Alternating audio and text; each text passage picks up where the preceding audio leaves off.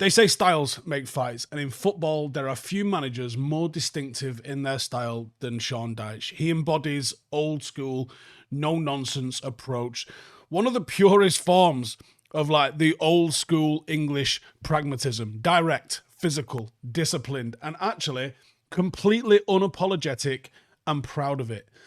This week, Sean Dyche, the new Nottingham Forest manager, take on Manchester United and Ruben Amorim's evolving system. It's a clash between a builder and a saviour.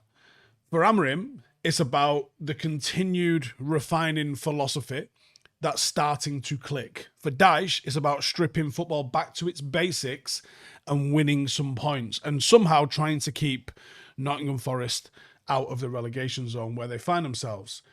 And he's been absolutely clear about how he's going to go about doing that.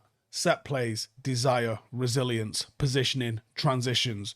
That's the gospel according to Sean Dyche. He's even said about it himself. When you talk about playing direct football, people suppose you mean kicking it down the pitch. It doesn't mean that at all. How many times can you turn and play it forwards? That's direct football. You have to penetrate.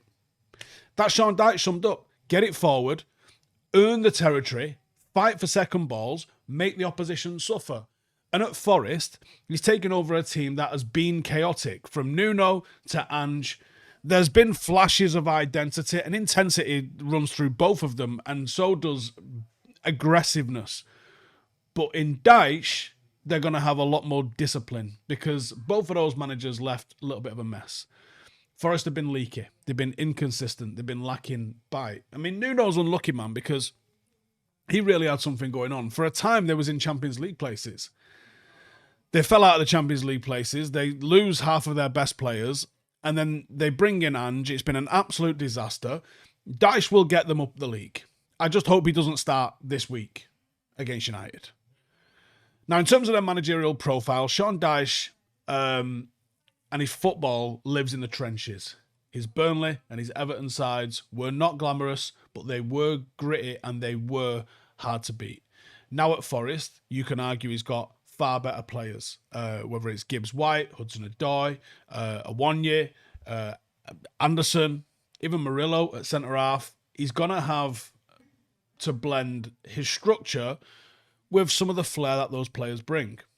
Amorim, on the other hand, has spent the last few months evolving United and taking some of that early season promise that wasn't quite able to get points into this sort of hybrid version that seems to be forming where we press high, we rotate intelligently, and we finally look like we've got a little bit of balance in possession. No longer an experiment, seemingly becoming a system that starts to work. Now let's look at the numbers. Sean Dyche's team average 39% possession. This is what he does, right? It's about 350 passes per game. And it's a direct speed of nearly 2 meters per second. So by comparison, Postecoglou's Tottenham averaged 58% possession, 530 passes, complete contrast. The stat that defines Dyche, 44% of his goals have come from set plays. Brutally effective. Now, Forest under Nuno averaged more shots and more goals, but they also conceded the same amount. So Dyche's early focus is going to be tightening it up, making Forest harder to play through and lethal when they get the ball and able to turn opposition around. And they've got the players to do that as well. Now, at its core, this is going to be a clash between chaos and control. Amorim wants to control games through structure, through numbers, through pressing triggers, and Dyche is going to want to disrupt that and turn it into a scrap where territory and fight and second balls matter more than patterns. One's ideal is about patterns and patience. One is about simplicity and percentages. Neither is wrong, but someone's going to have to bend or lose. Dyche's teams are usually built through having a very strong number 9. And Sean Dyche couldn't have asked for a better player than that. Now, not going to be available against United, seemingly. And that's a massive bonus for us. Now, he also likes very direct wingers that he lets run. It is the classic English 4-4-2.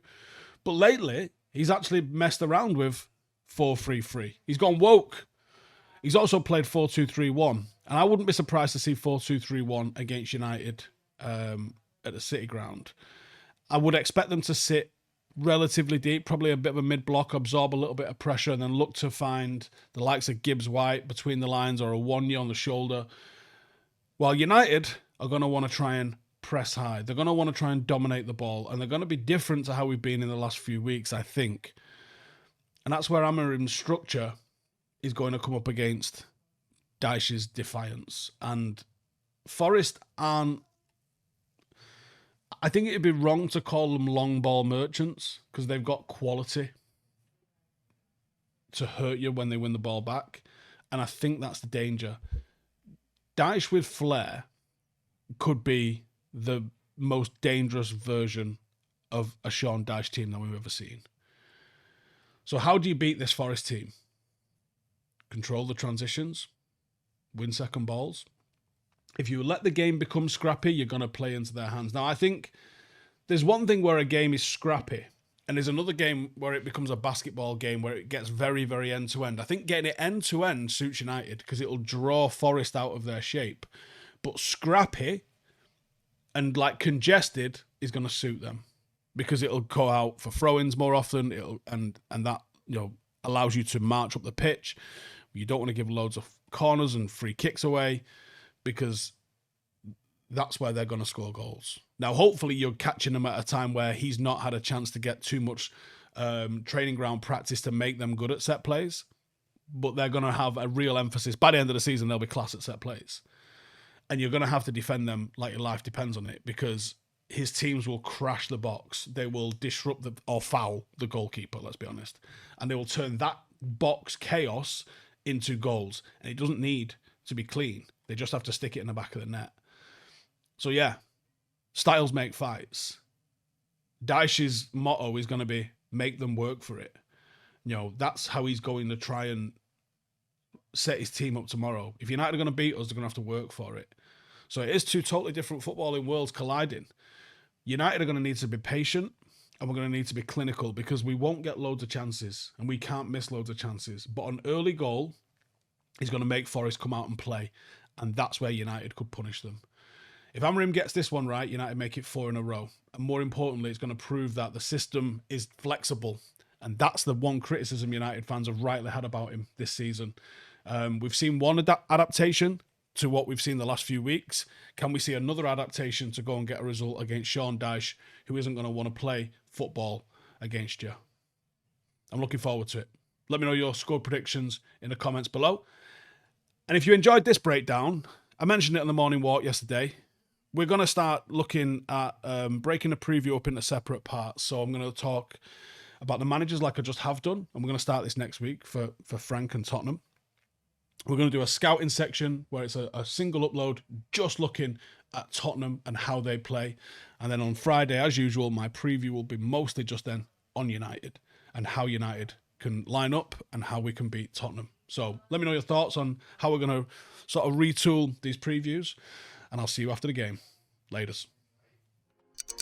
Hey, thank you for watching the video. If you are new around these parts, then don't forget to subscribe. My channel is proudly supported by my community on Patreon. If you'd like to get a little bit of extra content, a Discord group, meetups, five-a-side games, weekly podcasts, behind the scenes, and even an occasional bit of transfer news as and when I get it, then for the price of a pint, you can show your appreciation for the content that we make and get some goodies for doing so as well. Check the link in the description or click the button right here. You'll also find all of my socials here too if you want to follow me on any of those platforms. Nice one.